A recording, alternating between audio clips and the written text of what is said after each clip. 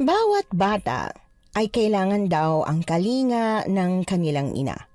Pero paano kung ang ina at ilaw ng inyong tahanan ay isa palang walang puso at mapanlin lang na aswang?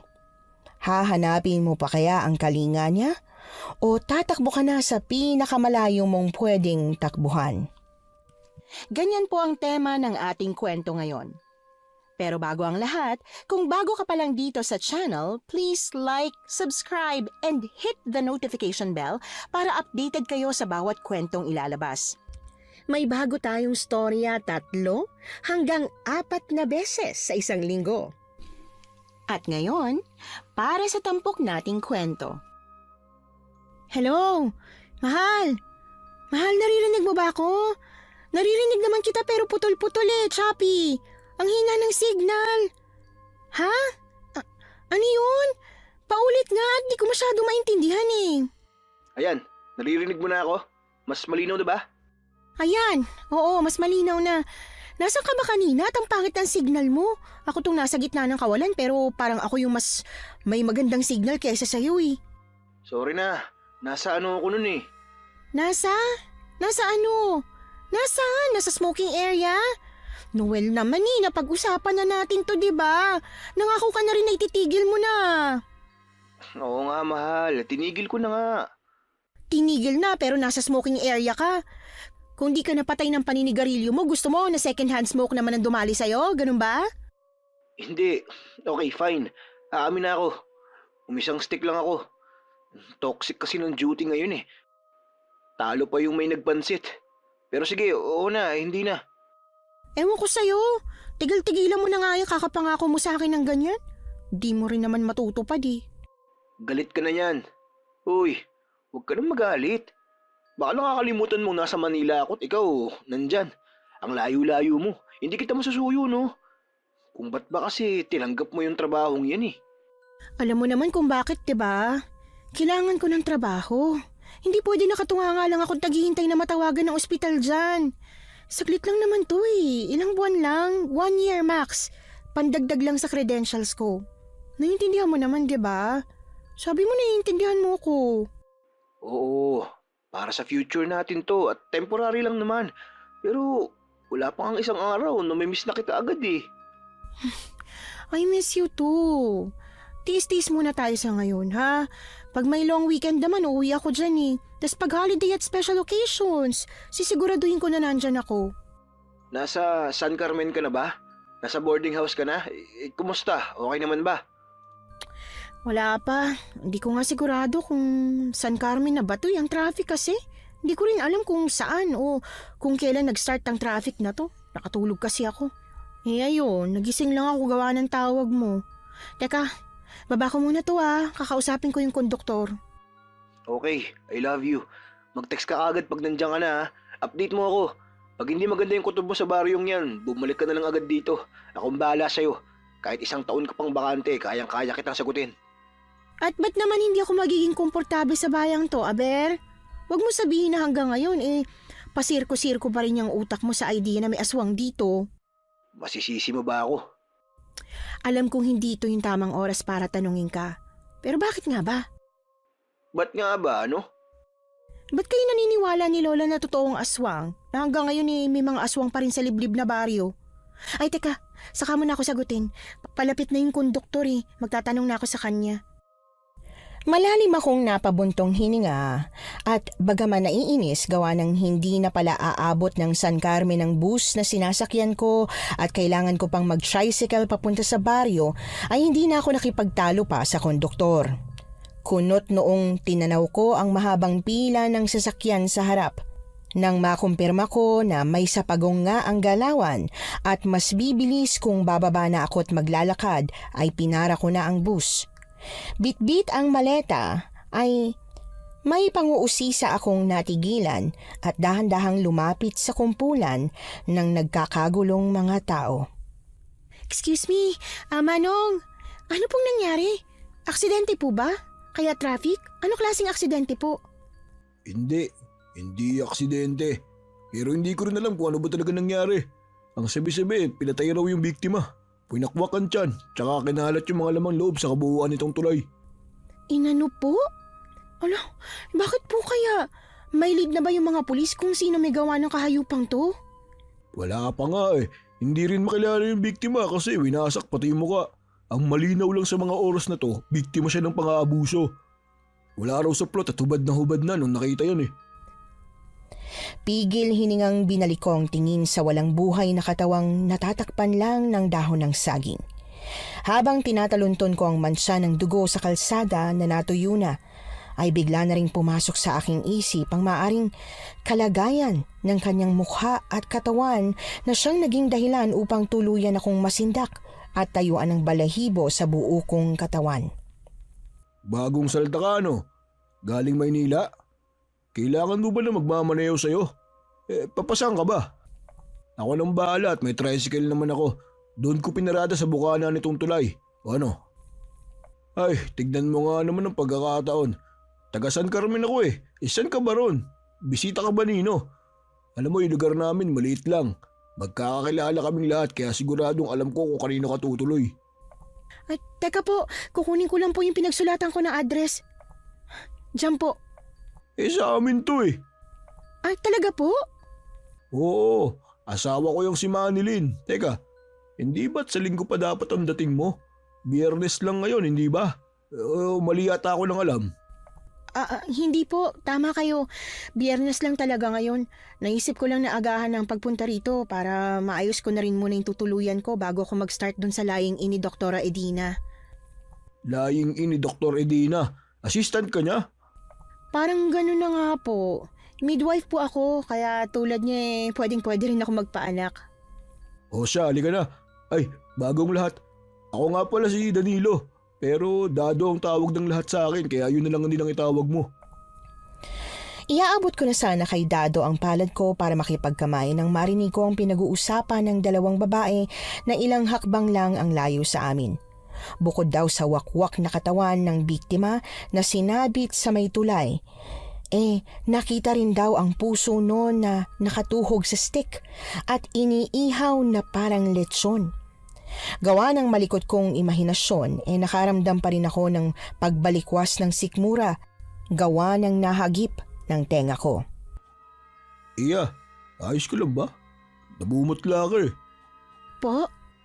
Ang sabi ko kung ayos ka lang ba. Ayan na, huwag ka na sumagot, talata namang hindi. Halika na nga, huwag mo nang tignan pa yung biktima. Sige ka, mamaya saya pa yan manghingi ng hustisya. Po? Bibiro lang kita. Halika na kasi. Pagkaraan ng halos 3 minuto pang lakaran ay narating na namin ang tricycle na pag-aari ni Dado. Nang makita ang ID niya sa toda na nakasabit sa loob ng tricycle kasama ang family picture nila ni Ate Manilyn na siyang caretaker sa bahay na uupahan ko, ay tuluyan ko nang nakumpirmang totoo ang sinasabi niya ay nawala na ang mumunti kong pagdududa. Dito na po ba yun? Ay hindi pa. Lampas 10 minuto pa mula rito yung sa atin. Bibili lang ako ng pandekoko tsaka panderegla. Panigurado kasi pababalikin ako ni Manilyn para bumili ng tinapay para may mamerienda tayo sakaling uuwi kita nang wala akong dala. Ako na po magbabayad ng tinapay at juice kung ganon. Magkano po ba? Kasya na po ba yung 100? 150? Hindi na. Sagot na namin to. Pang-welcome ba sa bayan namin? Salamat po. Huwag po kayong mag-alala. Pag settled na po ako, ipagluluto ko po kayo. Kumakain po ba kayo ng lasagna? Ay, wala pala akong oven dito. Basta, ipagluluto ko po kayo. Totoo yan ha. Aasahan ko yan. Opo nga. Nang lumakad na si Dado papunta sa nag-iisang bakery sa San Carmen, ay ginusto kong abalahin ang sarili ko sa pamamagitan ng pag-update kay Noel at Siang na malapit na ako sa baryo. Pero habang sinatsaga ko ang mahinang signal para ma-send ang text, ay bigla na lang akong nakarinig ng kakaibang bulong. Dumating na siya! Ang babaeng may dala ng lagim! Nandito na siya at unti-untiin niya na ang bagong sibol na buhay! Uunti-unti na niya! Pahihirapan niya! Ikakalat ang lagim niya! Excuse me? Malaking pagkakamali! Isang malaking pagkakamali ang pagpunta mo rito. Hindi ka dapat pumunta rito o wala ka dapat dito. Umalis ka na. Iligtas mo ang iyong sarili. Iligtas mo ang bata. May oras ka pa, Jobel. Takbo, tumakbo ka na palayo ng San Carlos at wag na wag kang babalik. Hindi siya ligtas dito. Tuning, paalisin mo na siya. Ibalik mo na siya kung saan siya nararapat dahil papalapit na ang malalagim na araw at gabi rito sa San Carlos. Maawa ka sa kanya. Ikaw ang maawa sa sarili mo dahil pag nainis na naman sa iyo ang taong bayan, tsak bugbog ka na naman. Jubel, pagpasensya mo na ang lalaki niyan ha. May tililing kasi yan kung ano-ano talaga ang sinasabi. Kumbaga, salot. Basta pinalaan na kita. Pinalaan kita at pinili mong wag makinig tulad nilang lahat kaya maghanda ka. Maghanda ka na lang. Saglit kaming nagkatinginan ni Dado. Nang mapansin niya ang takot sa aking mata, tarantang kinuha niya ang tsinelas na suot at binato yun sa matandang pulube na dali-dali nang tumakbo palayo matapos niyang matamaan. Marami talagang uwak dito. Dito sa San Carmen, normal lang yan. Walang masamang ibig sabihin. Nginitian ko na lamang si Dado. Dala ng lalim ng aking iniisip pagkat naaalala ko pa rin ang pinagsasasabi ng matandang gusgusin sa plaza, ay hindi ko napansin na dumating na pala kami at kinailangan pa akong dungawin ni Dado. Ay, ako na po. Salamat po. Dado. Dado, sino yan? Jobel? Jobel na lang po, ate. Nakita ko yan siya ron sa tulay sa San Roque. Sakto nga at ako ang napagtalungan niya tungkol dun sa patayan. Patayan? Anong patayan? Saan? Sinong biktima? Taga saan? Kilala natin? Sino raw ang pumatay? Nahuli na kaya? Mamaya ko na ikukwento. Papasukin mo na muna si Jobel at pagmeriendahin na rin bago mo ipakita sa kanya yung bahay. Oo nga pala. Jobel, pasok. Halika, halika. Maupo ka muna riyan at ipagtitimpla kita ng juice. Ay, Parlina! Ikaw na pala. Iligay mo na rin sa plato tong mga tinapay na binili ko. Bilisan mo ha. Mukhang gutom na gutom pa naman ang ate Jobel mo. Ayos lang, Perlina. Take your time. Bakit pala napaaga ka? Sa linggo pa dapat ang dating mo, hindi ba? Opo, pero naisip ko ng agahan para makapag-ayos na ako sa bahay at makapagpahinga bago magsimula sa lying in. Tumawag at nag-text po ako pero wala po akong natanggap na reply. Hindi niyo po ba natanggap? Wala. Nasaan ako kasi ang cellphone ko simula pa kahapon. Wala naman siyang sinasabi. Perlina! Nandiyan na, Ma! Nahalo ko lang po yung juice. Po! May natanggap ka ba ang text galing kay Jobel? Po? Wala. Parang wala. Nang magsalubong ang kilay ng kanyang ina ay dali-daling nilabas ni Perlina ang phone mula sa bulsa ng kanyang shorts. Ilang saglit pa ay ipinakita niya na sa amin ang text message ko. Meron po pala. Sorry, Ma. Sorry, Ate Jobel. Hindi ko po napansin eh. Akin na nga yan. Isang linggo mo na tong hindi pwedeng hawakan ha. Sabi ng parati mong i-check at sabihin mo sa akin kung may nag-text o may tumawag. Hindi ko nga po napansin. Sasagot pa siya talaga. Idaan mo na lang sa Diyos ang init ng ulo mo.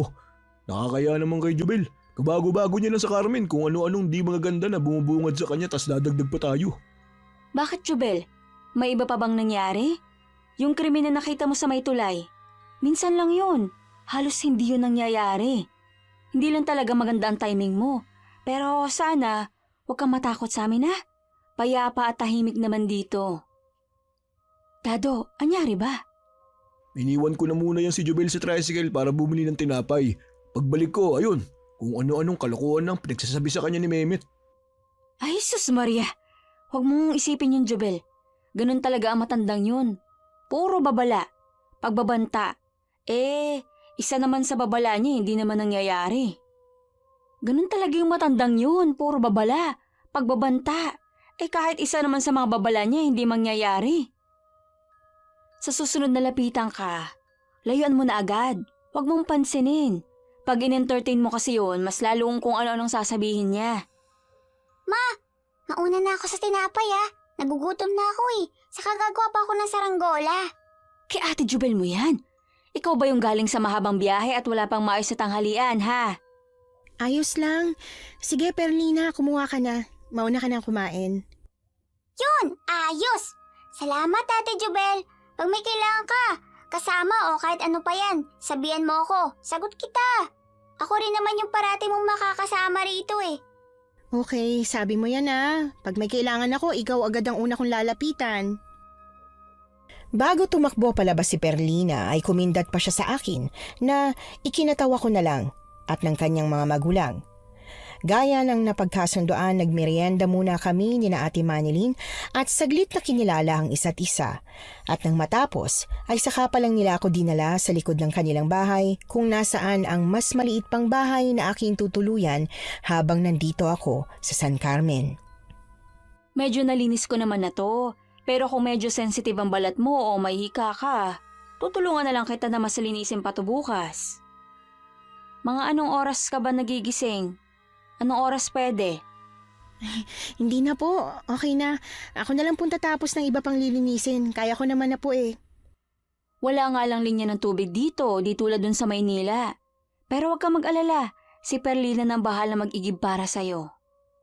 Hindi po ba nakakahiya? Babayaran ko na lang po siya. Siya, sige. Ikaw ang bahala. Kayo na mag-usap ng batang yun kung paano ang siste nyo. Ano, okay na sa'yo to?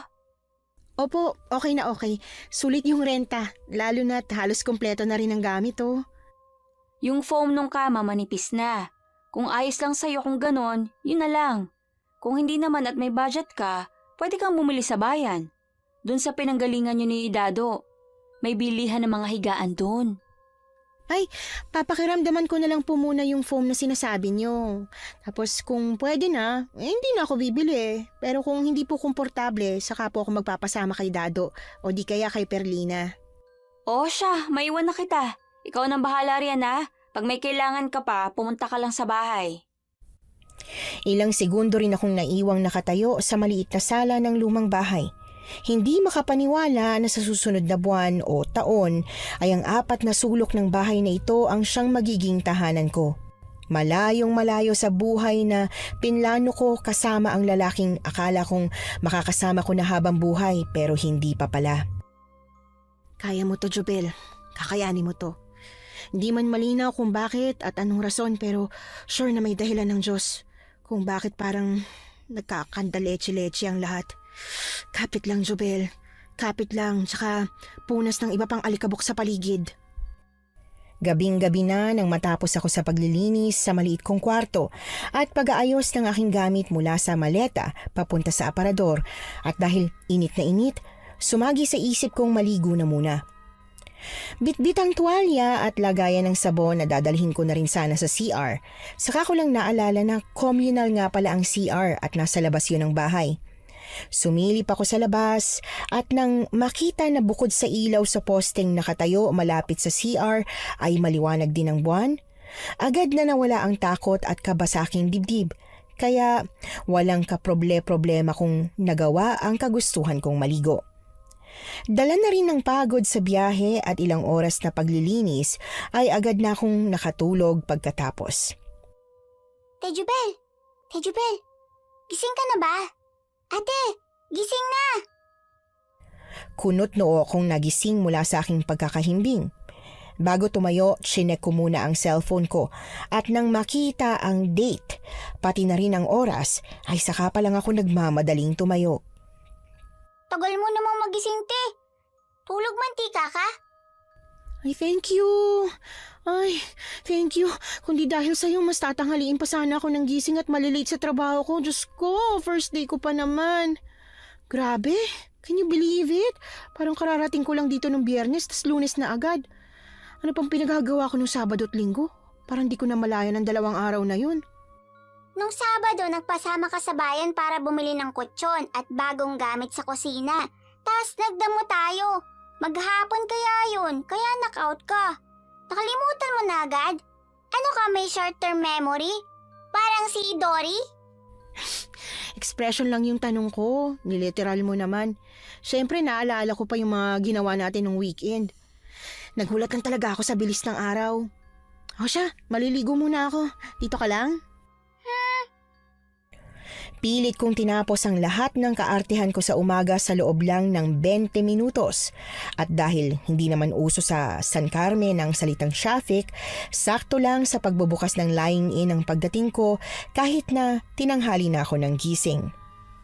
Ay, tulungan na kita. Oo, please. Kanina ko pa sinusubukang buksan tong roll-up kaya lang ang bigat, hindi ko kaya. Alam mo ba kung anong oras darating si Dr. Aquino? Hindi rin, hindi mo rin alam. Ay, pero hayaan na nga. Ang mas mahalaga na una tayo sa kanya. Nakakaya naman kasi kung siya pang mas mauuna sa atin. Ay, ano nga pala si Jobel.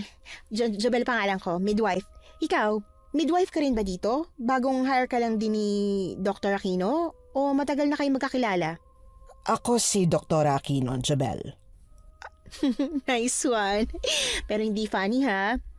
So, sino ka nga? Anak ka ni Doc Aquino? Ako nga si Dr. Edina Aquino, Jobel. We. Gusto mo ng pruweba? Saglit siyang naging abala sa paghahanap ng kung ano mula sa kanyang bag.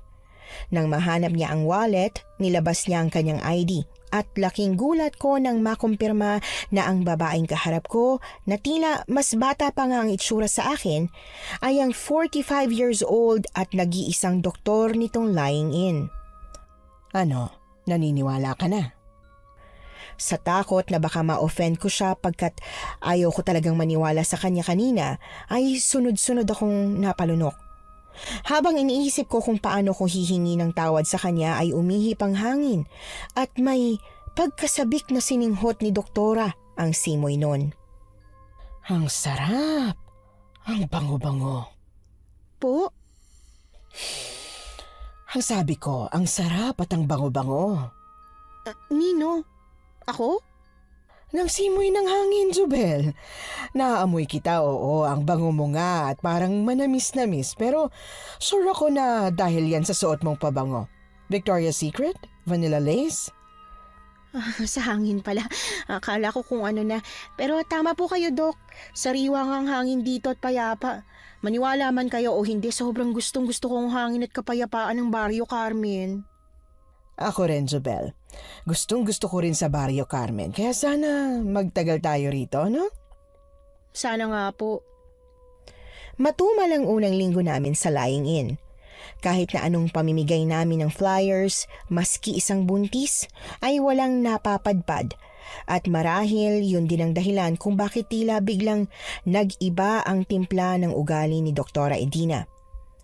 Bukod sa naging bugnutin siya, ay parang nawala rin ng kislap at sigla sa kanyang kutis na para bang unti-unti na siyang nalalanta.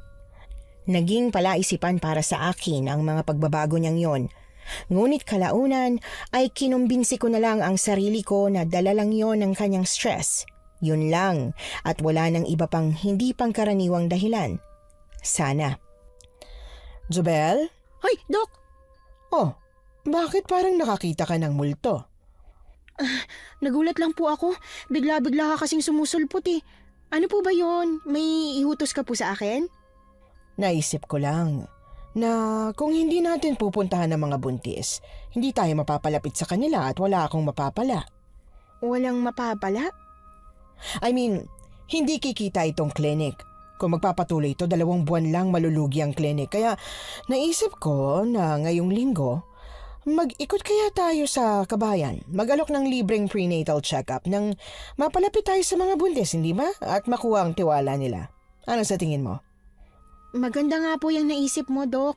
Actually, naisip ko rin yan at plano ko na nga sanang itanong sa'yo kung papayag ka ba. Mabuti na lang at iisa pala ang takbo ng isip nating dalawa. O siya, magsara na tayo at nang makapagpahinga na at maaga pa tayo bukas, tama? Okay, Dok. Tatapusin ko lang po itong tinatype ko.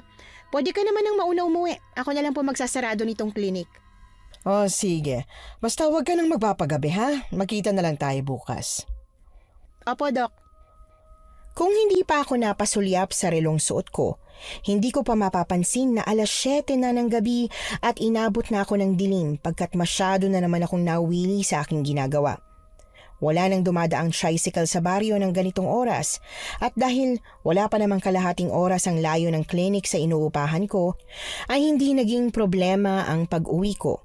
Ngunit ngayong gabi, sa hindi malamang dahilan, ay ramdam kong may kakaiba. Para bang may nakamasid sa akin at panay ang bulong ng takot sa aking isip at dibdib. Sino yan? Ano kailangan mo sa akin? Hindi magandang biro to ha. Malaman ko lang kung sino ka irereklamo kita sa barangay. Nang pakiramdam kong bigla na lang bibigay ang buo kong katawan dala ng pagod, gawa ng mabilis at walang tigil kong pagtakbo, bigla na lang akong binulag ng liwanag ng flashlight nung ilang metro na lang ang layo ko mula sa bahay. Ate Jubel, okay ka lang ba? Pawis na pawis ka at namumutla. Anyari ba? Hinahabol ako. May humahabol sa akin na baboy ramo. Baboy mo? Wala namang ganon dito eh. Matagal nang wala kasi naubusan ng mga ngaso.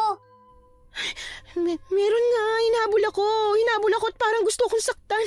Maniwala ka, nakita ko, narinig ko. Ate Jubel, teka. Ma, pa, tulong!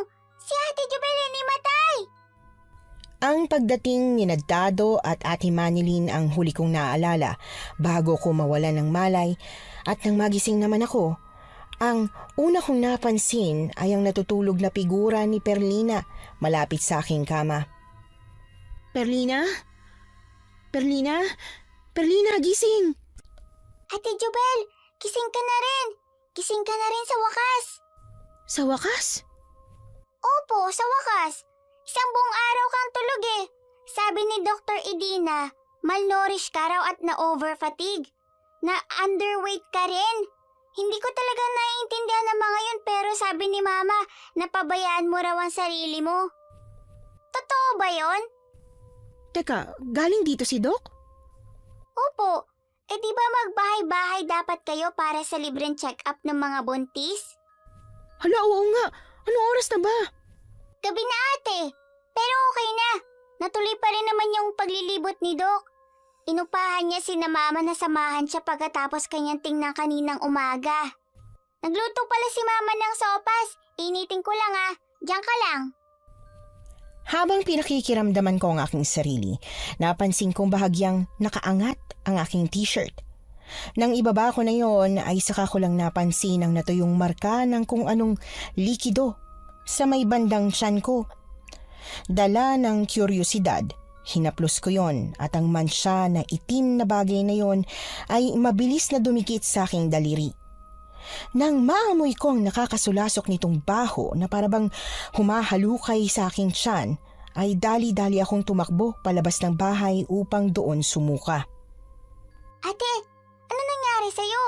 Bakit sumusuka ka ng itim? Ano yan? Pasok. Pumasok na tayo. Tinamumutla ka na naman. Okay ka lang ba? Hindi kaya kailangan mo nang magpatingin? Sa ospital? Sa Santo Cristo, may ospital doon. Mga 3 oras ang layo rito pero ang alam ko po kasi yun daw po yung kumpleto yung mga gamit. Tiningnan ako ni Doc Edina kanina, di ba? Anong ginawa niya sa akin? May ginawa ba siya sa akin? Sa tiyan ko? May pinakain? Si Mama ang nandito nung chinecheck ka niya eh. Kaya hindi ko po alam. Bakit po? May mali bang ginawa si doktora? Natahimik ako at umiling na lang kay Perlina. Kung kasama ni Doc Edina si Ate Manilyn nung chine-check up niya ako habang tulog, imposibleng may kakaibang ginawa sa akin si Doc Edina. Yon ang pinanghawakan ko upang muling itulak paalis sa aking isip ang pagdududa ko sa doktorang may-ari ng lying-in clinic. Pinili kong isipin na lang na malamang kaakibat nung kakaibang karanasan ko nung gabing yon ang saglit na pagka-paranoid. Tulad ni Doc Edina ay umasa akong magdadala ng pagbabago ang naging pagbabahay-bahay niya nung nakaraan upang makahata kami ng mga pasyente at ang resulta ng effort niyang yon ay nakita namin sa pagsisimula ng panibagong linggo. Christine Mendoza? Ako po. paglabas nung tinitingnan ni Doc, ikaw lang sunod. Pwede mo ba akong samahan sa loob? Ha? Kinakabahan kasi ako. Gusto ko sanang samahan ako ng asawa ko, kaya lang hindi niya pwedeng hindi puntahan yung inaani sa palaya namin eh. Kaya wala akong choice. Alam ko naman na wala akong dapat ikatakot at alam ni Doc ang ginagawa niya. Sadyang kailangan ko lang talaga ng support. Emotional support ba yung tawag doon? Please? Jubel, yung sunod. Papasukin mo na. Doc, pwede po bang magpasama ako sa kanya sa loob? Kay Jubel? Bakit pa? Ano po kasi... Mas komportable ka sa kanya? Mas gusto mo ba na siya na lang ang mag-check sa'yo? Pwede po ba yun? Oo naman. Jubel, please. Ikaw nang bahala kay ma'am. Next in line, please. Christine? Tara, saglit lang naman din to. Salamat. At kung pwede, gusto ko na sana ikaw na lang din ang magpaanak sa akin. Pwede kaya yun? Ikaw talagang gusto ko eh. Kakausapin ko pa si Doc, pero kung ako talagang gusto mo, tingin ko mapipilit ko naman siya. Halika na. Paglabas ni Doc sa opisina niya pagkatapos ng mahaba at nakakapagod na araw, ay dali-dali akong tumigil sa pag-uunat at tumayo ng tuwid. Good afternoon, Doc. Ikaw naman, oo, napaka-formal mo pa rin. Sabihin mo nga sa akin, mukha ba akong masungit? Mukha bang pagagalitan kita kapag nakipagbiroan ka sa akin? Hindi naman po, pero... Oh, hindi naman pala eh. Kaya relax. Nangangain lang ako, hindi nangangagat. Biro lang, Jubel. Biro lang yun. Ay, alam ko na. Kunin mo ang bag mo. Yung lock nitong clinic, tayo na. Ay, saan po kayo pupunta? Dinner. Sa labas. Gusto man kitang i-invite sana ng dinner sa bahay ko, hindi pwede. Bukod sa ang kalat-kalat doon eh, hindi rin naman ako marunong magluto. Pag pinagluto kita, imbis matouch ka, baka ma-feel mong pinarurusahan kita. Kahit naman di masarap ang luto mo, hindi ako magrereklamo, Doc. Pero, syempre, yun na rin ang una't huling beses na kakain ako ng luto mo. Manyaman ang pangalan ng glorified karinderya na nahanap namin ni Doc para sa hapunan. Pagkatapos niyang umorder ng sandamakmak at iba't ibang putahe, ay tahimik naming sinimsim ang inumin naming mas naunang iserve. Paano natin mas makikilala ang isa't isa kung makikipagtitigan ka lang sa akin? Po? Kako, kaya kita niyaya rito para mas makilala kita. Para makapag-bond tayo. Okay po. Gusto ko rin yan, Doc. Gusto rin kitang makilala. Marami po akong gustong itanong sa inyo eh. Parang maling desisyon yata ito. Parang maha-hot seat mo ako ah. Hindi naman po. Medyo lang. O siya, ano bang gusto mong malaman? May pamilya na po ba kayo? I mean, alam ko naman na may pamilya ka, nanay at tatay. Ang ibig ko lang po sabihin kung may asawa at anak na po ba kayo? Masyado po bang personal yung tanong ko? Sige po, wag na po yon. Iba na lang. Mag-iisip na lang po ako ng iba. Kulay. Ano pong paborito niyong kulay? Ba't po kayo tumatawa? Masyado bang lame yung tanong ko? Medyo. Balik na lang tayo sa una mong tanong. Oo, may asawa at anak na ako. Dati. Dati? Ay, condolence po. Sorry, hindi ko po alam. Condolence po talaga. Bigla siyang humagalpak ng tawa. Nang makita niya ang pagkalito sa mukha ko ay sumenya siya. Tinaas ni Doc ang kamay niya, pero hindi ko pa rin alam kung anong ibig niyang sabihin o iparating. Nang mapagtanto niyang nakakaabala na sa ibang customer ang pagtawa niya, ay pilit niya ng pinormal ang sarili. Tumikhim siya at sunod-sunod na nag-breathing exercise. Sa kanya minulat ang kakasarado lang na talukap ng mga mata niya. Akala mo ba? Na patay na po yung asawa at anak niyo? Opo. Hindi. Hindi pa sila patay. Well, sana hindi pa. Sana hindi pa? Mawalang galang na po, Dok. Pero anong ibig niyong sabihin? Hiwalay ba kayo sa asawa niyo? Tas yung anak niyo po sa kanya, binigay niyo sa kanya? Binigay? Hindi no. Siyempre hindi. Anak ko yun eh. Ako ang nag-nurture sa batang yon. Hindi ko siya kayang ipamigay at alam yun ng tatay niya kaya itinakas na lang yung anak namin. Nagising na lang ako isang araw, wala na sila. Wala na yung anak ko. Sinubukan ko silang hanapin. Ilang taon ko silang hinanap pero ewan. Nasuyod ko na ang buong Pilipinas hindi ko pa rin sila makita. Kaya pagkatapos ng ilang taon kong paghahanap, tumigil na ako. Inayos ko na muna yung buhay ko. Nag-aral ako. Inuna ko yung sarili ko pero promise, hinahanap ko pa rin yung anak ko. Ang hirap-hirap lang talagang hanapin ng taong ayaw magpakita sa'yo. Baka pati siya, yung anak ko ayaw nang magpakita. Gawa ng kung ano-anong kwento at paninirang sinabi ng papa at lola niya. Ilang taon na po ba yung anak niyo? 29. 29 na yung anak ko. Lalaki siya. Dok, baka naman hindi. Baka hindi? Anong ibig mong sabihin baka hindi? Baka hindi po nagtatago sa inyo yung anak niyo. Baka po gaya niyo, hinahanap niya rin po kayo. Sadyang nahihirapan lang siya. Malaki na po pala yung anak niyo May sarili na pong pag-iisip. Kung apo yung anak niyo, susubukan ko po kayong hanapin para malaman ng side niyo. Talaga? Tingin mo siya rin? Opo, baka. Di ba natural naman sa ating mga tao ang maging mausyoso? Yung malaman kung ano ba talaga yung totoo. Sa bagay. Ay, teka, tama na nga ito. Ang gusto ko mag-bonding tayo, hindi yung mag-iyakan. Iba. Palitan na natin yung pinag-uusapan natin. Tama na tong tungkol sa akin. Ikaw naman. Tungkol sa'yo naman. Tungkol sa akin? Nakakaiyak din po yung kwento ko Mamaya ako naman po yung maiyak.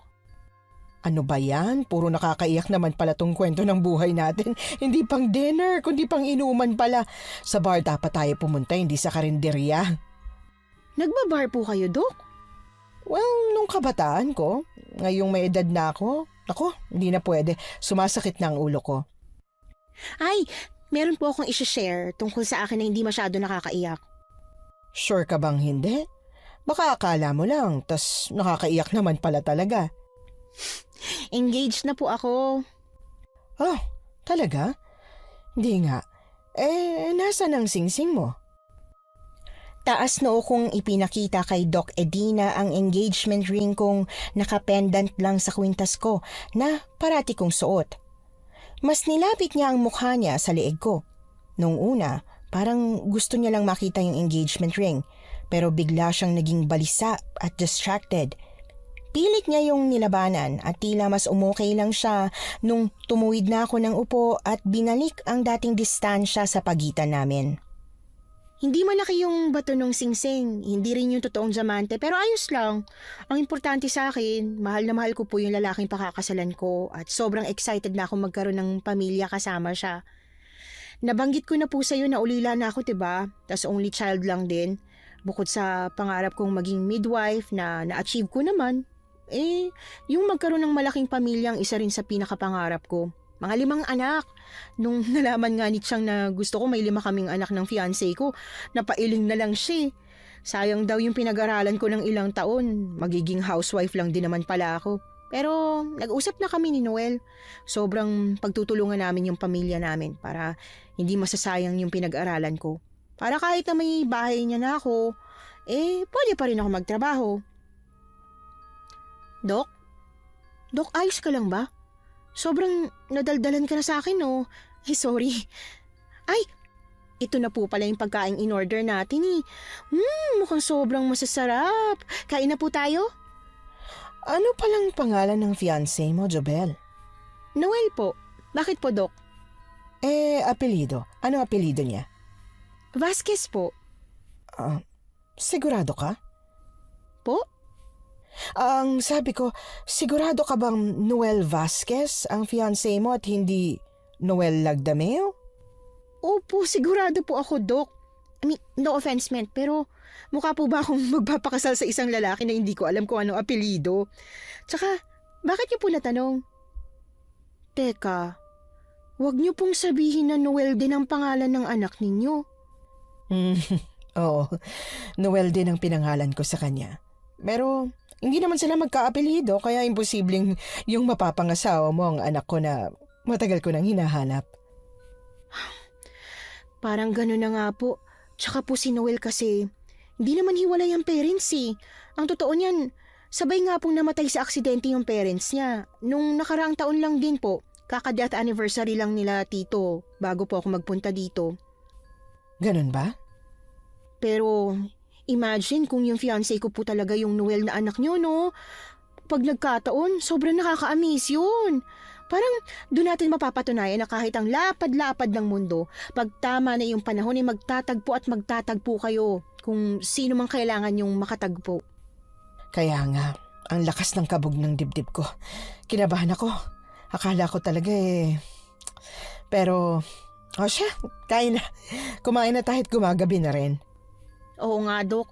Bilin pa man din ni Ate Manilyn na hanggat maaari wag daw ako magpapaabot ng gabi sa labas. Ate Manilyn? Sabay yung may-ari ng bahay na inuupahan mo?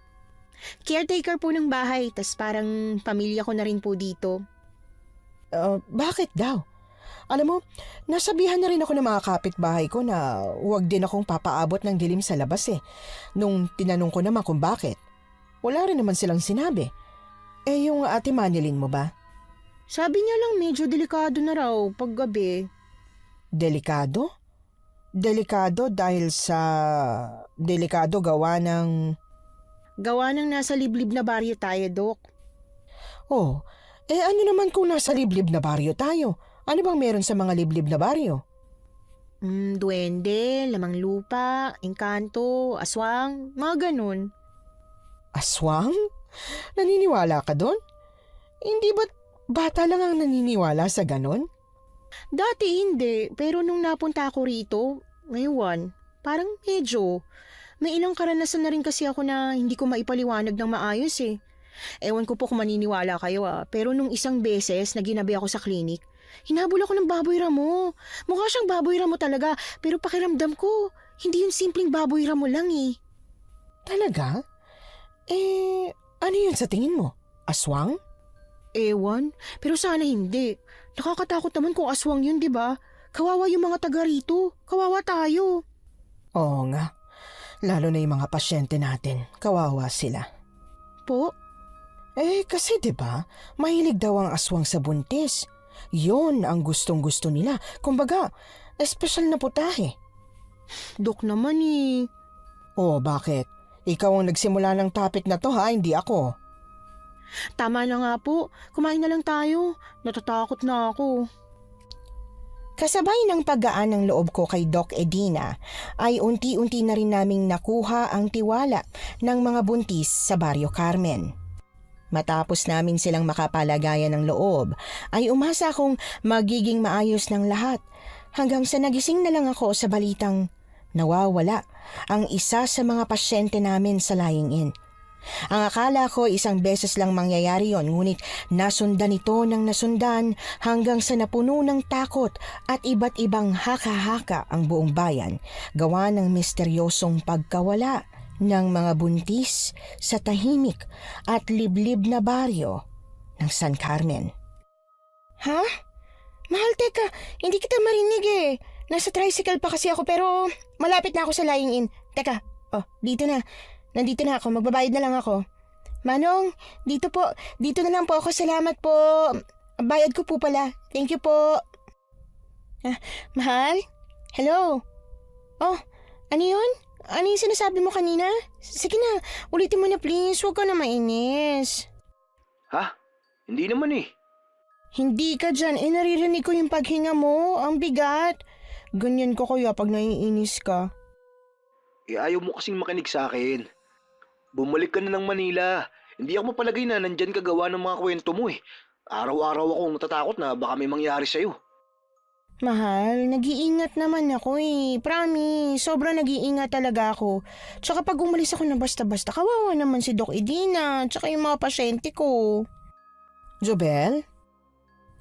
Doc! Teka, mahal, ibababa ko na muna to ha. Nandito na pala si Doc. Nauna pa siya sa akin. Sige na, bye-bye. I love you. I love you too. Pero yung usapan natin ha, huwag mong kakalimutan. Pag may nangyari na naman kung ano riyan, Umuwi ka na. Hindi pwedeng hindi. Talagang susunduin kita. Oo nga, sige na, bababa ko na to. Love you! Dok, pasensya na po. Ano po pala yon? Tsaka, ba't ang aga-aga niyo po? Sino yung kausap mo? Yung fiancé mo ba? Opo. Tamang-tamang dating mo. Nagagahan ka na ba? Kung hindi pa, may dala akong chicken sandwich. Pagsaluhan natin. Okay na kayo? Hindi ba masamang pakiramdam niyo kahapon? Ay, tsaka ito pong roll up. Kayang-kaya niyo palang iangat ng mag-isa? Nag-IV ako kagabi, kaya umuwi ako ng maaga at ngayon, eto, ayos na. Ilan yung nakaschedule nating pasyente? Sino-sinong nag-confirm na darating? Si Christine, Dok. Si Christine na lang. Anong ibig mong sabihin na si Christine na lang? Si Christine na lang po natitira nating pasyente kasi nawawala na po silang lahat eh. Lampas 3 linggo na po simula nung nawala si Dina. Naalala niyo po ba siya? Siya yung unang buntis dito sa baryo na nawala. Simula nun, bawat linggo may 2 o 3 mga buntis dito sa baryo na parang bula na bigla na lang naglalaho. Sa tuwing may nawawala, sinasabi ko po yun sa inyo, Dok ah. Hindi niyo po ba naaalala? Kung si Christine lang palang pasyente natin ngayong araw, edi ikaw na lang dito. Uwi na muna ako at mas makakabuti sa akin kung mas makakapagpahinga pa ako eh. Hindi po ba kayo nababahala sa nangyayari sa mga pasyente natin, Dok? Hindi ba kayo nag-aalala sa kanila?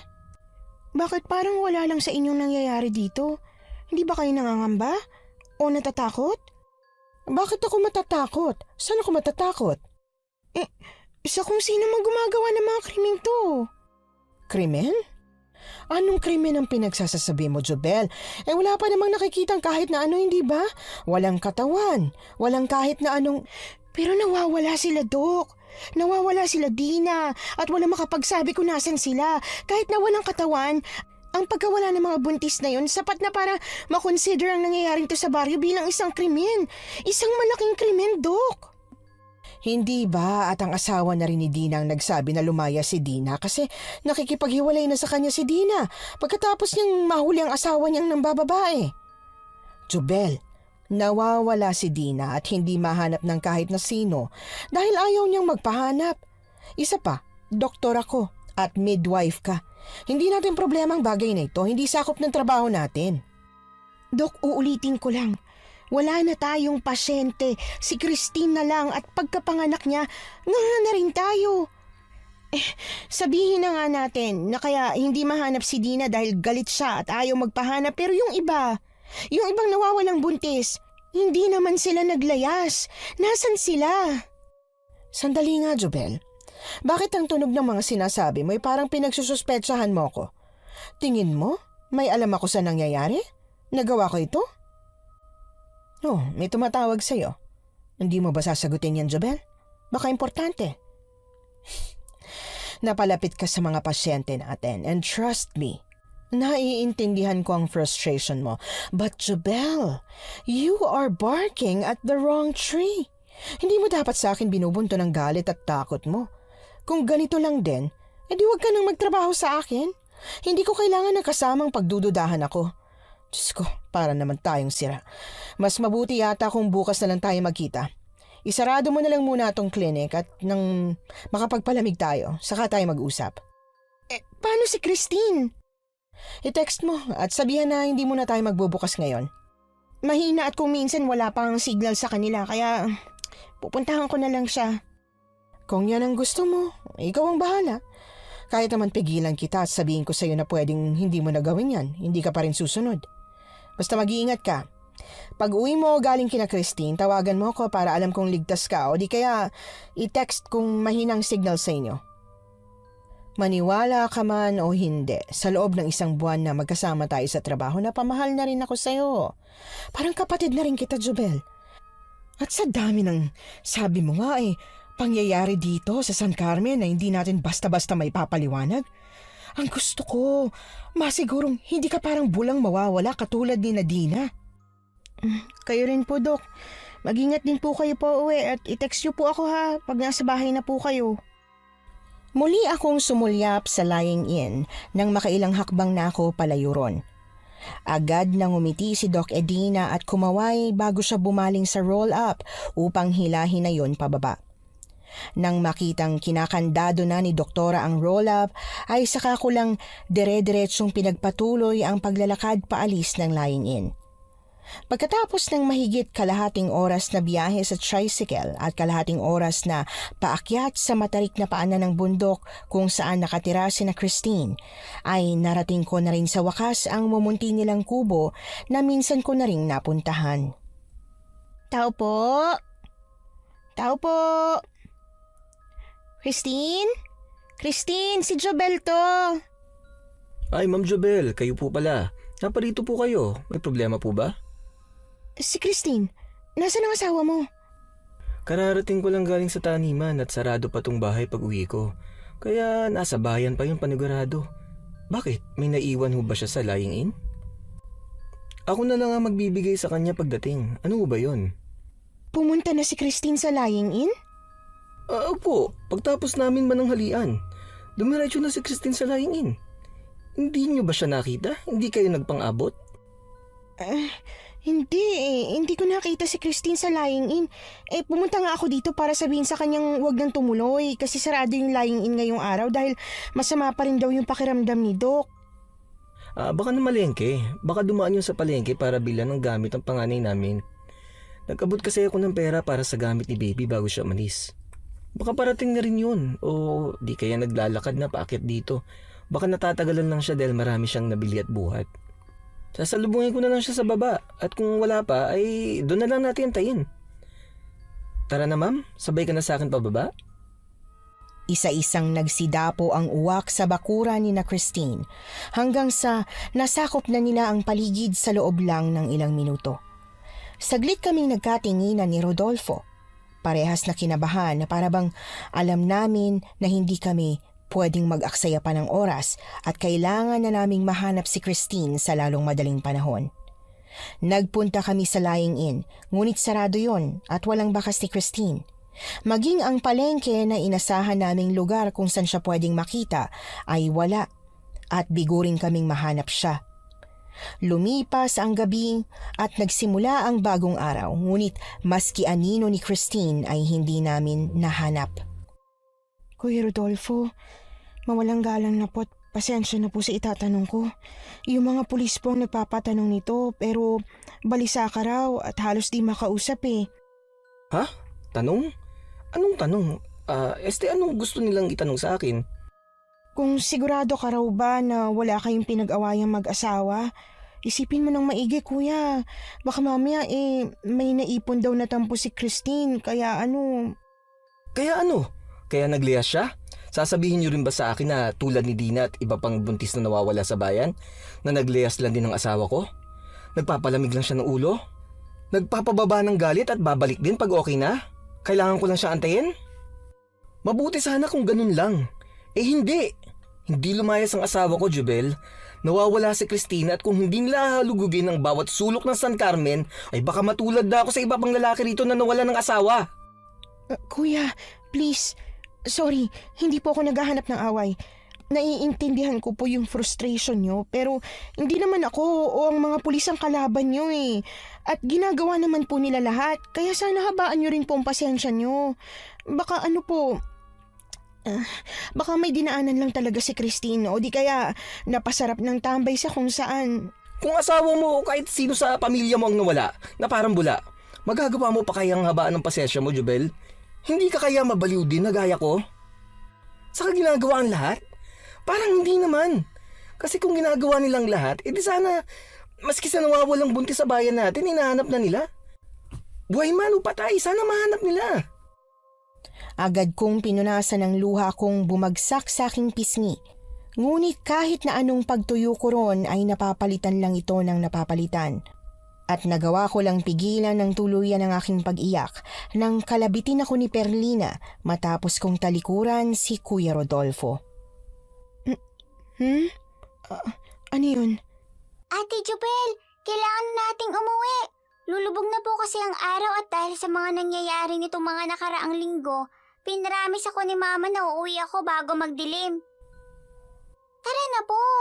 Alam ko namang malapit kayo kay Ate Christine at sobrang nag-aalala ka sa kanya.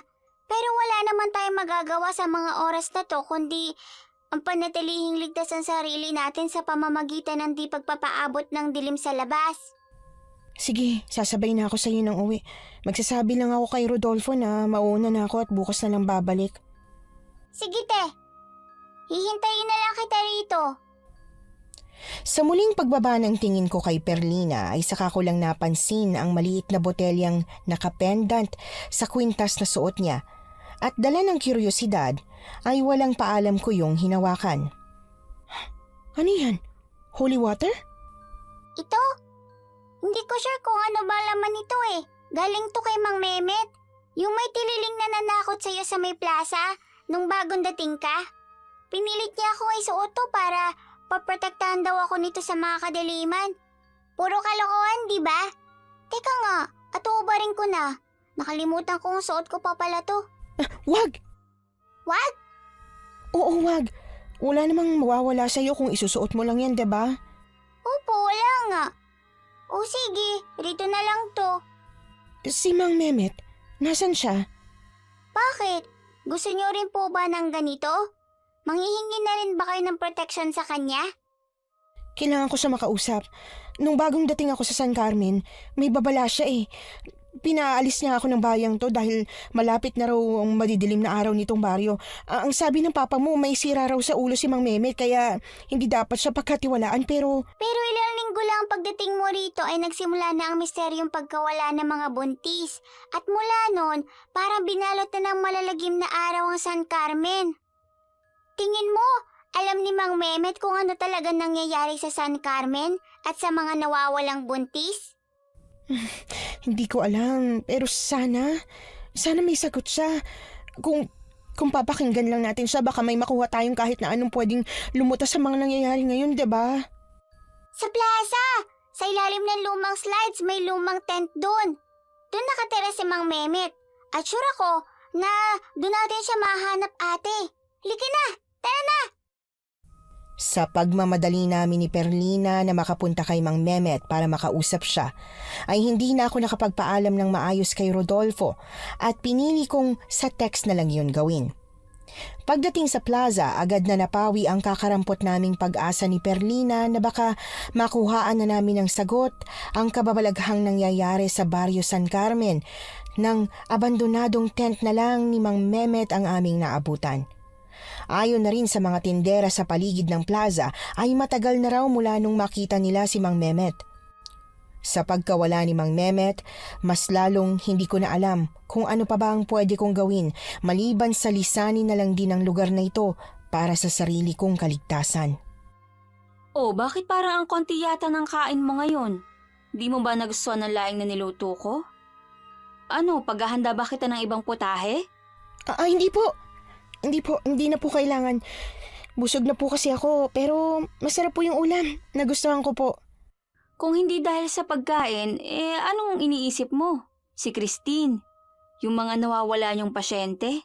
O yung kumakalat na usapang nabiktima sila ng mga tiktik? Lahat po. Lahat po yun iniisip ko at binabagabag ako gabi-gabi. Ayoko man po sana na umalis ng San Carmen.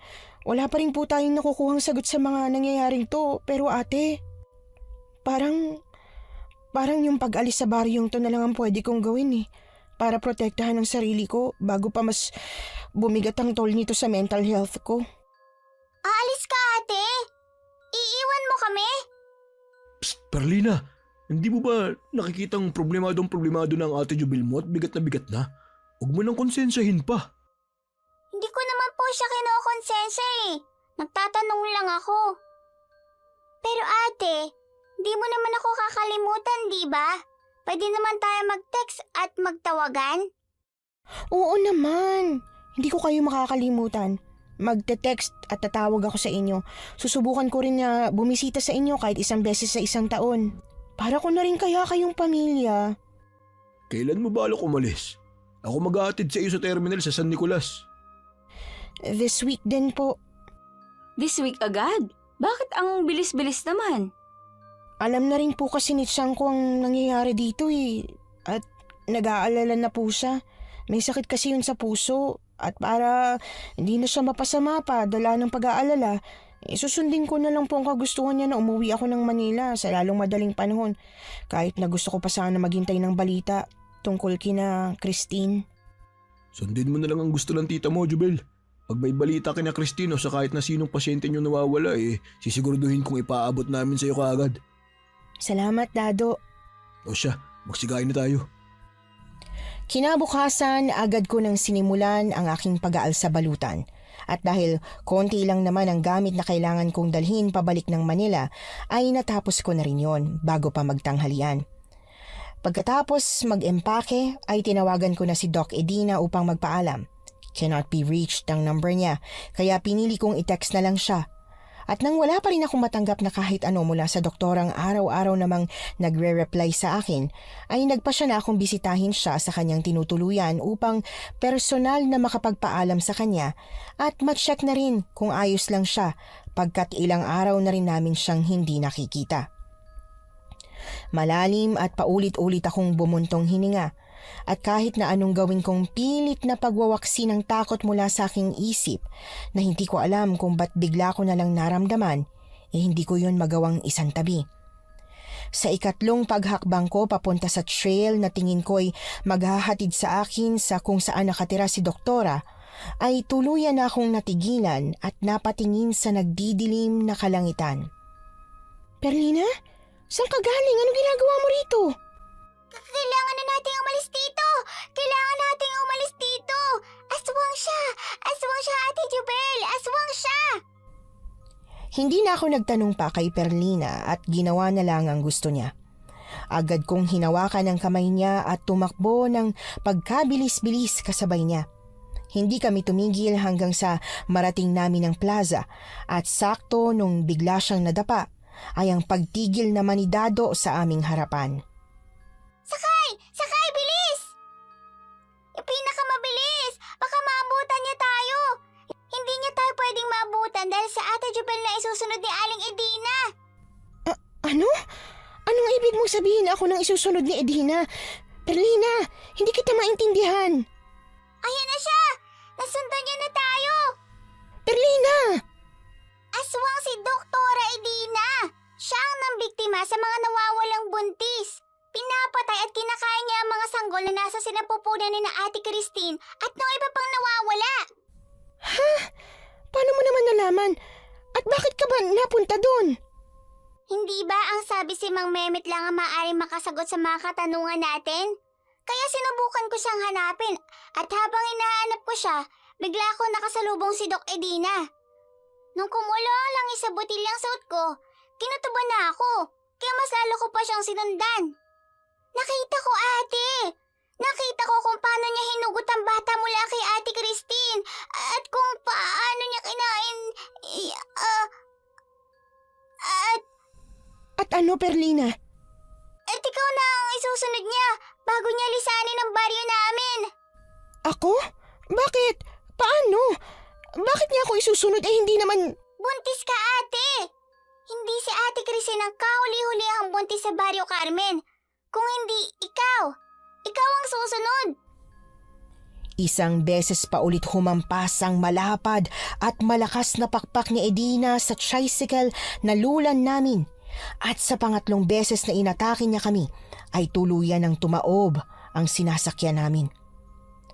Bagaman sugatan at nagdudugo pa ang kanyang noo, ay dali-dali na kaming pinuntahan ni Dado at pilit na inalalayan palabas mula sa loob ng kanyang tricycle. Perlina, ano yung kumukulong langis sa loob ng botelyang suot mo? Hindi na nagsalita pa si Perlina at sa halip ay dali-dali niya nang hinubad ang botelya na yon sabay saboy ng langis kay Doc Edina. Umalis siya! Umalis siya, Ate Jubel! Mukhang tama si Mang Mehmet. Mapuprotektahan nga ako ng langis na to. Perlina, halika! Alalayan mo ang Ate Jubel mo! Aray! Aray! Tay! May dugo! May dugo sa binti ni ate! Dugo sa binti? Yung baby ko! Perlina, Dado, tulungan niyo ako. Tulungan niyo po ako. Huwag niyo po kayaan na mapasama kami ng baby ko, please. Please. Malapit na tayo sa bahay. Konti na lang. Konting-konti na lang. Halika na, Jubel. Tuning! Perlina! Ano nangyari rito? Mamaya na namin ipapaliwanag ang lahat. Ang importante ay makapasok tayong lahat sa bahay bago siya bumalik. Sino? Aswang? Sino naman yan? Eh sino pa nga ba? Eh di yung nobyo ni Jubel, yung mapapangasawa niya. Ang buong akala ko ay naghahalusinate lang ako nung narinig ko ang boses ni Noel. At nang dahil sa sinabing yun ni Ate Manilyn, natanto kong nandito nga talaga siya. Walang kahirap-hirap akong binuhat ni Noel at patakbong dinala sa bahay ni Nadado. Sakto sa pagpasok namin sa loob ay ang muling paglipad ni Edina sa ere. Asinan niyo ang bintana at pinto. Bawang, kumuha rin kayo ng bawang. Magsabit kayo sa leeg niyo bilang proteksyon. Hindi na natapos pa ni Dado ang kanyang sinasabi at agad na hinila si Ate Manilyn palayo sa bintana nang bumaba na si Aling Edina mula sa ere at walang katakot-takot na lumapit at humawak sa grills ng bintanang nasabuyan na ng asin kanina. Bawang at asin? Nakakatuwa talaga kayong mga tao. Hindi ka takot sa asin! Hindi ka tinatablan! Ano sa tingin mo? Pakialam merong bata. Abagin na Maria, napupuno ka ng grasya. Kasabay ng paulit-ulit na pagkalampag ni Edina sa grills na kung gugustuhin niya ay kayang-kaya niyang sirain ng isang hila. Ngunit pinatatagal niya upang lalo kaming mangilabot ay sunod-sunod na paghilab ng aking tiyan at pagdaos-dos ng dugo mula sa aking binti hanggang sa mas lalo pa akong mamilipit. Kumapit ka lang, Joel. Malalampasan din natin to. Hindi ako makakapahayag na may mangyaring kahit na ano sa inyo ng anak natin. Patawad kung ngayon lang ako.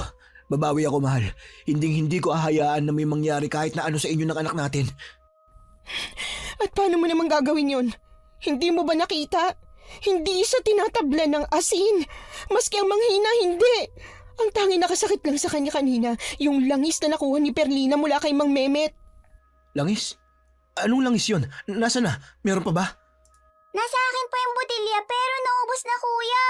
Sinabi ko na ang lahat sa kanya para makaligtas kami kanina. Eh yung botelya. Nasaan na yung botelya? Baka pwede pa nating masaid at may lagay sa kahit na anong patalim. Baka kahit kaunting patak lang ng mahiwagang langis na yon sa kahit na anong patalim ay kayang-kaya na natin siyang tapusin. Dali-daling nilabas ni Perlina ang botelya mula sa kanyang bulsa. Sakto sa paghakbang niya upang iabot kay Noel ang botelyang hinihingi nito sa kanya ay ang buong lakas na paghila ni Edina sa grills at tuluyang pagsira ng bintana. Perlina! Ma! Pa! Tulungan niyo po ako! Ayaw ko pang mamatay! Huwag kang mag-alala, munting pakialamera, at di magtatagal ay susunod ko rin naman sila sa'yo. Ako na lang! Jubel! Ako na lang. Bitawan mo si Perlina. Hayaan mo na sila at ako na lang ang kunin mo. Ako at nung pinagbubuntis ko lang naman talaga ang pakay mo, hindi ba? Ang bata sa sinapupunan kong pagkukunan mo ng lakas para makatakas ka dito. Mas kailangan mong pinagbubuntis ko kaysa kay Perlina, hindi ba? Kaya ako na lang. Pakawalan mo si Perlina at akong ilipad mo para pagfiestahan. Habang dinidistract ko si Edina na ang buong atensyon ay nasa akin, dahan-dahan ang ginapang ni Noel ang nabasag na botelyang may mahiwagang langis. Maingat niyang dinampot ang kapiraso ng bakal na tumalsik mula sa grills at dahan-dahan yung pinaliguan ng mahiwagang langis. Nang akmang susugurin niya na si Edina, ay nakaismid na bumaling sa kanya ang aswang at walang kahirap-hirap na initsa si Noel papunta sa pinakasulok ng sala gamit ang kanyang mga pakpak. Sabay sa pagbitaw ni Edina kay Perlina ay ang mabilis niyang paglipad at pagtangay sa akin. Hindi! Jubel! Ate Jubel! Mga kapitbahay! Tulungan niyo kami! Tulungan niyo kami, parang awa niyo na! Oh, bakit? Bakit naiiyak at takot na takot ka ngayon? Hindi ba't ikaw ang nagsabi na ikaw na lang ang kunin ko? Nahayaan ko na si Perlina? Sinunod na nga kita. Malungkot ka pa rin. Hindi nila hahayaan na makatakas ka. Mapatay mo man ako. Makain mo man yung dinadala ko. Isa lang ang sigurado. Huli mo na rin to. Pagbabayarin ka ni Noel at ng mga lalaki at pamilyang kinuhaan mo ng mahal sa buhay. Naririnig mo ba ako, ha? Kahit na magawa mong gusto mo sa akin at hindi nila ako maligtas, nasa akin pa rin ang huling halakhak. Kasi alam kong katapusan mo na. Sunod-sunod akong napaubo at pilit na hinabol ang nawala kong hininga nang tumama sa bato ang aking dibdib matapos niya akong bara-barang ihulog pagdating namin sa isang luma at masukal na bahay sa gitna ng gubat. Ang bango-bango at ang tamis-tamis ng dugo niyong mag-ina. Alam mo ba yon? Kung alam ko lang na ikaw at ang paslit na yun ang bubo ko sa akin, sana matagal na inuna kita. At hindi ko na hinayaan pang lumaki ang batang yan sa sinapupunan mo. Yung baboy ramo umatake sa akin nung gabing yun, yung itim na likido sa tiyan ko. Ikaw yun? Ikaw lahat yun? Galing. Ang galing-galing talaga. Sa lahat ng mga nabiktima ko sa haba ng panahon na ginawa ko ito, ikaw ang pinakapaborito ko. Matalino ka kasi, palaban at matapang. Yun nga lang, masyado kang mabait at walang tiwala sa iyong kutob. Kung pinakinggan mo lang ang sinisigaw ng maliit na boses dyan sa utak mo tungkol sa katauhan ko at hindi na pilit kinumbinsi ang sariling napapraning ka lang, baka hindi lang sarili mong nailigtas mo mula sa akin, kundi pati na rin si Christine at ang iba pa nating pasyente sa lying-in. Malakas akong napahiyaw sa takot nang bigla na lang siyang gumapang papunta sa akin. Hinawakan niya ang aking binti at walang pakundangan akong hinila papunta sa malalim na hukay. Hindi ba't gustong-gusto mong mahanap ang mga nawawalang buntis ng Barrio Carmen? Ayan na silang lahat at makakasama mo na rin sila. Nakakasulasok at nakakagimbal ang tanawing sumalubong sa akin. Naaagnas na ang wakwak na katawan ni Christine. Tanggal ang kanyang mata at nawawala rin ang kanyang daliri. Isang palatandaan na bago siya pinatay ni Edina ay pinahirapan at pinaglaruan muna siya nito. Habang ang iba pang nawawalang kababaihan ay sa damit ko na lang nakilala pagkat nabubulok at inuuod na sila. Ano? Hindi mo kaya? Ang akala ko gustong-gusto mo silang makasama. Ano? Itutulak na ba kita dyan? Hayaan ko bang maubusan ka ng dugo? Hanggang sa parehas na kayong nasa bingit ng kamatayan ng anak mo bago kita buksan at kunin siya sa loob ng sinapupunan mo, ha? Yun bang gusto mo, Jubel? Pagkat nanghihina gawa ng aking pagdurugo, wala na akong nagawa pa kundi ang pumikit ng mariin at pilit na iiwas ang mukha kong sinasalat ni Edina ng kanyang dila. Gusto ko man na tulad nila'y pahirapan ka rin muna. Wala na akong oras pagkat sigurado kung parating na sila rito at kailangan ko na makatakas bago pa mangyari ang bagay na yon. Wag! Parang awa mo na, wag! Sakto ang pagmulat ko ng mata ay ang pagbuga ni Edina ng kulay itim na dugong dumiretso sa aking mukha. Pagbagsak niya, sumalubong sa akin ang sugatan at naghahabol ng hiningang si Mang Mehmet. Saglit siyang umiti sa akin bago niya muling itinarak ang punyal na may kakaibang liwanag na tila bayari rin sa ginto. Paulit-ulit niyang sinasaksak sa dibdib si Edina hanggang sa maging pino na ang parting yon ng kanyang katawan. Tapos na, Jubel. Ligtas ka na. Pasensya na kung natagalan. Kinailangan ko pang matapos ang misyon ng puting duwende sa bundok Nieves upang mabasbasan niya ang punyal na to panlaban sa kahit na anong nilalang ng dilim. Ako na lang ang natitirang buntis sa Barrio Carmen. Lahat sila, walang kalaban-laban na nabiktima ni Edina. Ang baby ko, ang baby namin ni Noel. Mang Meme, tulungan mo ko please. Dalhin mo ako sa ospital. Jubel, ligtas ka. Buhay ka. Salamat sa Diyos at buhay ka. Noel, yung anak natin. Dadalhin kita sa ospital. Masyadong malayo ang ospital dito. Baka hindi na rin kayo umabot. tabi. Ano? Hayaan mo siya. Alam niya yung ginagawa niya. Siyang nagligtas sa akin mula kay Edina. Siyang dahilan kung bakit buhay pa ako. Utang natin sa kanya ang buhay ko at ang buhay ng baby natin. Jobel, ligtas ka na at ang anak mo, wala nang mangyayari kahit na ano sa inyong mag-ina. Salamat. Maraming salamat sa tulong at pagligtas niyo kay Jubel. Malalim na bumuntong hininga si Noel. Muli niya akong hinagkan at pinakawalan lang nung lumapit na sa akin si Perlina upang yumakap din. Nung linggo ring yon, bagaman wala ng panganib at tiyak nang babalik ang kapayapaan sa San Carmen, ay pinili pa rin namin ni Noel na bumalik na sa Manila. Noel, Bakit? Ano yun? May masakit ba sa'yo? Gusto mong daling kita sa ospital? Teka, ayos lang ako. At ang baby natin, walang masakit sa akin. sigurado ka? Buti naman. Pero may kailangan tayong pag-usapan. May kakaiba kasi akong napapansin sa'yo. Simula nung bumalik tayo galing baryo, may nag-iba sa'yo. Laging ang lalim ng iniisip mo. Para kang may gustong sabihin sa akin pero ayaw mo. Natatakot ka. Ano ba yun? Sorry. Mahal, sobrang sorry. Sorry sa nangyari sa baryong yun. Kay Christine at sa ginawa niya sa'yo. Ha? Teka nga, tama ba ako nang intindi? Nagsusorry ka para sa ginawa ni Dr. Edina? Pero bakit? Hindi mo naman kasalanan yun ah. Hindi mo naman kasalanan yung kasalanan niya. Hindi nga, pero pakiramdam ko, kasalanan ko ang lahat ng kasalanan ng mama ko eh. Litong-lito ko siyang tiningnan. Kahit na hindi ako makapaniwala, ay may pagtatanong ang mata ko siyang tiningnan. Bago ko masabi ang gusto kong itanong, tumango siya sa akin. Napasinghap ako at napatayo sa gulat. Gumuhit ang sakit sa mata niya. Taranta ko siyang nilapitan, pero hindi na nagawa pang hawakan.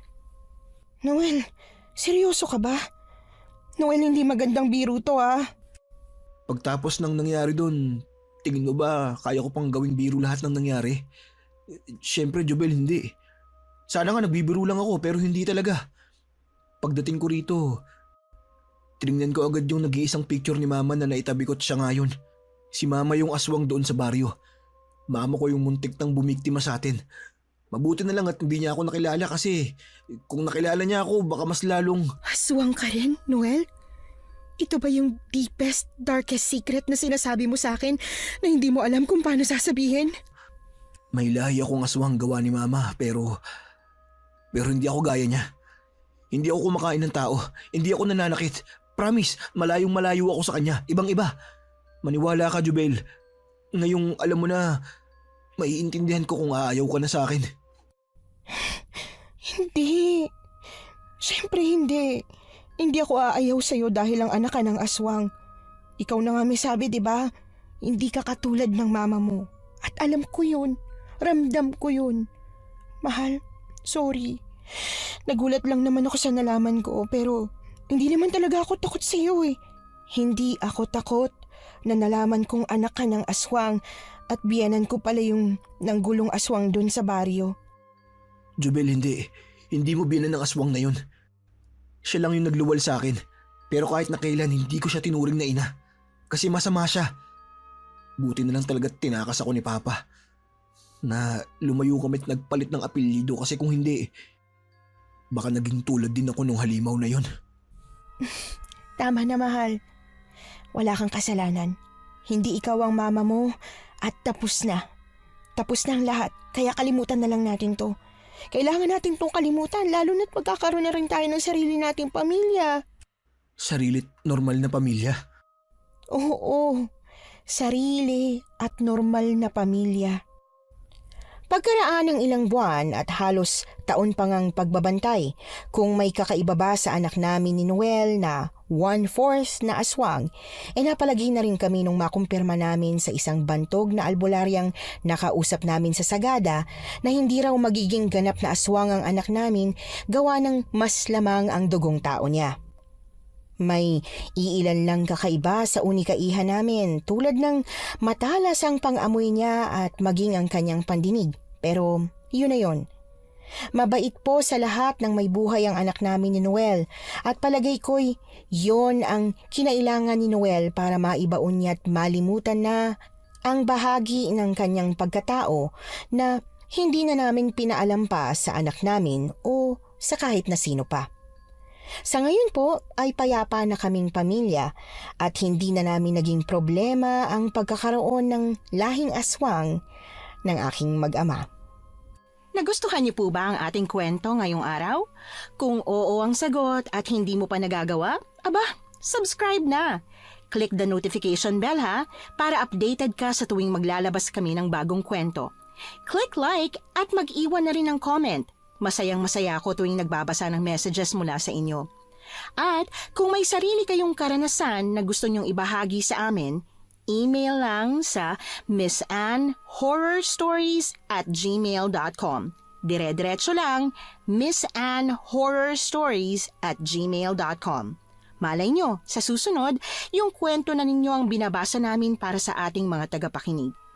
Hanggang dito na lamang muna at muli po, ito po ang inyong si Miss Ann. Nagpapasalamat sa inyong patuloy na pagmamahal at pagsuporta.